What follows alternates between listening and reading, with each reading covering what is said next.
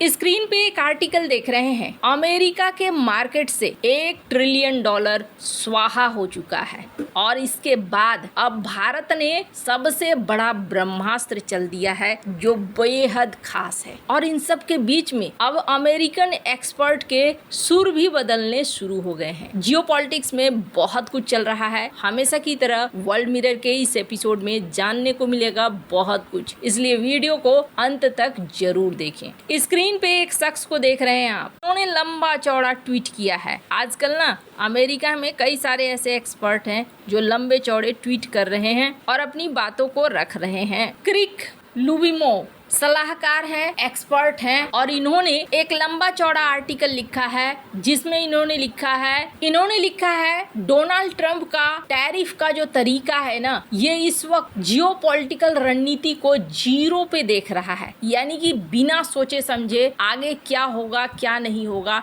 Donald Trump decision ले रहे हैं। इन्होंने आगे लिखा है डोनाल्ड ट्रंप ने अब भारत को लड़ने के लिए चुना है, एक ऐसा देश जो कि ग्रोइंग इकोनॉमी है, बहुत तेजी से ग्रो कर रहा है, इसके अलावे जिसका प्राइम मिनिस्टर दुनिया भर में आदरणीय है और इसका प्रभाव कई सारे देशों में है। डोनाल्ड ट्रंप शायद ये सोच रहे हैं कि चाइना को कमजोर करने के लिए, ब्रिक्स को कमजोर करने के लिए भारत का इस्तेमाल करो, भारत के ऊपर एक्शन लो, तो ये चीज उनके लिए बैकफायर करने वाला है। क्योंकि अमेरिका 50% टूथब्रश बनाने वाला नहीं है। ये बात कहना क्या चाहते हैं, इनके कहने का मतलब ये है कि सारा कुछ तो अमेरिका नहीं बना पाएगा ना, अमेरिका को कुछ तो खरीदना हो बाहर से। जिस तरीके से हथौड़ी और किल लेकर पहुंच गए हैं भारत के खिलाफ, इससे बेहतर होता कि ये साथ मिलकर भारत के साथ कोऑपरेट करते और आगे बढ़ते। अब एक आपने इनको देखा, एक दूसरा ट्वीट देखिए, ये है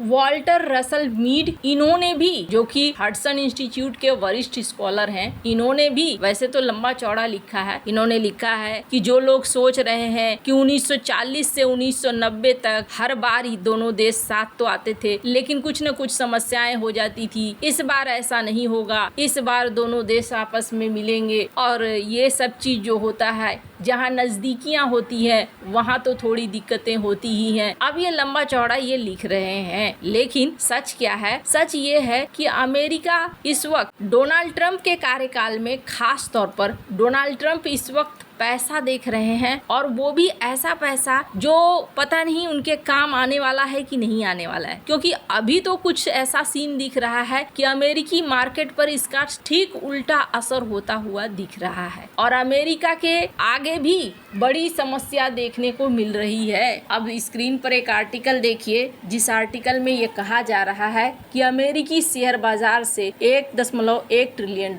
निकल गए। ज्यादातर मीडिया अभी इसी बात को डिस्कस कर रहे हैं कि 1 अगस्त से जो घोषणा हुई है और उसका असर भी दिखना शुरू हुआ है, 1 अगस्त से अमेरिकन मार्केट से ही पैसा निकलना शुरू हो गया। अब ये कैसा गणित लगा है? कहा जा रहा है सिर्फ इतना ही नहीं, बल्कि 2025 जुलाई में सिर्फ 73,000 नौकरियां जुड़ी है। इसका मतलब है कि 1 लाख नौकरी का टारगेट रखा गया था, जिसमें बहुत कम है। अब इससे क्या गणना होता है? इससे गणना होता है कि आने वाला समय ना एक रिसेशन का हो सकता है, मुश्किल भरा हो सकता है। कमजोर नौकरी वृद्धि ने अब निवेशकों को डराना शुरू कर दिया है कि पता नहीं आगे क्या होगा, अब सामने वाले देश किस तरीके से आंसर देंगे। खास तौर पर अगर भारत की बात करें ना, तो भारत को लेकर पूरी तरीके से ये मन में आश्वासन लेकर चल रहे थे कि चलो कोई बात नहीं है, चाइना के साथ साथ छूट रहा है तो चाइना +1 के तहत भारत है, वियतनाम है और भारत ने एप्पल के आईफोन के जरिए अपने आप को सिद्ध भी किया था। अब ऐसे में जब नया टैरिफ लागू हो गया और इस टैरिफ के लागू होने के साथ डोनाल्ड ट्रंप ने 68 देशों और यूरोपीय संघ पर 10 से लेकर 41% तक के नए टैरिफ की घोषणा की है, जो 2 बार स्थगित किए गए थे, लेकिन अभी भी ये 7 अगस्त से प्रभावी होंगे। पर इसने असर दिखलाना शुरू कर दिया है, क्योंकि इस बार इन्होंने भारत के ऊपर ही सीधे सीधे एक्शन लेना शुरू कर दिया। ऊपर से इन्होंने भारत को लेकर ये भी कह दिया कि रूस से तेल खरीदता है तो हम पेनाल्टी लगा सकते हैं। अभी तक सीन क्या था, भारत अगर सस्ते में रूस से तेल खरीदता था, रिफाइन करता था और फिर बेचता था तो क्या होता था, दुनिया में एक संतुलन बना हुआ था, तेल की दरें बहुत ज्यादा नहीं बढ़ी थी। पर अब क्या होगा, रूस से अगर कोई तेल नहीं खरीदने लगेगा तो क्या होगा, इसका असर पड़ेगा ये कि जो ओपेक के देश हैं, सऊदी अरब है, वो अपने तेल की कीमत बढ़ाएंगे, अमेरिका के तेल की कीमत बढ़ेगी। अमेरिका के पास तो उतना रिजर्व भी नहीं है और इसका असर सीधे पड़ेगा कि तेल के दाम बेतहाशा बढ़ेंगे। और अगर बेतहाशा तेल के दाम में वृद्धि होती है तो समझ लीजिए हर चीज के दाम में वृद्धि होगी, क्योंकि तेल से फैक्ट्रियां चलती हैं, फैक्ट्रियों से सामान बनते हैं और फिर बेचने वाली कंपनियां अपना सारा मुनाफा जोड़कर तेल के बढ़े हुए दाम को भी जोड़ेगी। इसका मतलब ये हो गया कि सामान की कीमत पहले से ज्यादा बढ़ेगी और बढ़ेगी, तो ये एक मंदी का संकेत भी लेकर आया है और यही वजह है कि बाजार में बड़ी गिरावट देखने को मिलने लगी है। खैर, अब इस पूरे घटनाक्रम में ना एक चीज देखने को मिला है कि भारत झुक नहीं रहा है। भारत जो नहीं झुक रहा है तो इससे बहुत सारे लोग ये सोच रहे हैं कि भारत रूस से तेल खरीदना जारी रख रहा है। डोनाल्ड ट्रंप चाह रहे थे झुको, हमारे हिसाब से मानो, लेकिन भारत ऐसा नहीं कर रहा है। क्यों नहीं कर रहा है? अब वो ब्रह्मास्त्र है जो पीएम मोदी ने चल दिया है और ये ब्रह्मास्त्र अगर भारतीयों ने फॉलो कर लिया तो फिर समझ लीजिए कि अमेरिका की टैरिफ अमेरिका की ही बड़ी क्लास लगाने वाली है और कुछ ही दिनों में ये टैरिफ वेरिफ सब उठने वाला है। अब मैं ऐसा क्यों कह रही हूँ, स्क्रीन पर एक वीडियो देख रहे हैं। आज दुनिया की अर्थव्यवस्था कई आशंकाओं से गुजर रही है, अस्थिरता का माहौल है।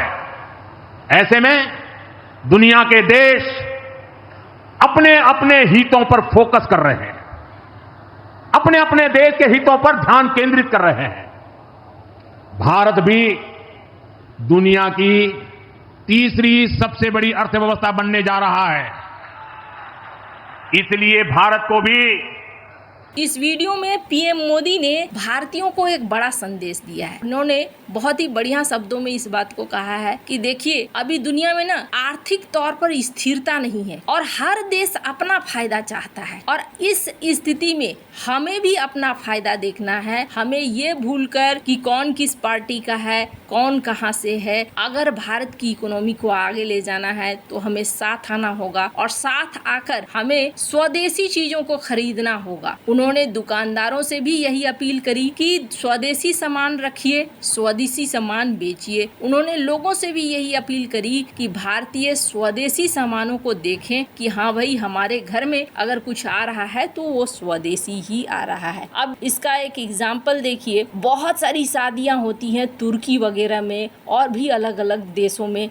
जहां अच्छा खासा खर्च होता है, वो उनकी इकोनॉमी को मदद करता है। अगर वही शादियां यहाँ हो तो ये भारत की इकोनॉमी को मदद करेगा। पीएम मोदी ने इस बात को लेकर भी कहा कि दिवाली है, पूजा है या फिर शादियां हैं, वो भारत में ही हो ताकि भारतीय इकोनॉमी को मदद मिले। मैंने पहले भी कहा था भारत इतनी बड़ी जनसंख्या है ना, अगर भारत स्वदेशी खरीदने लगे तो ये टैरिफ वेरिफ का ना असर भी ज्यादा नहीं पड़ने वाला है। वैसे आपको क्या लगता है इन सब मामले में, आपकी क्या राय है, कमेंट कर जरूर बताएं। जल्द मिलते हैं अगली वीडियो में नई खबर के साथ।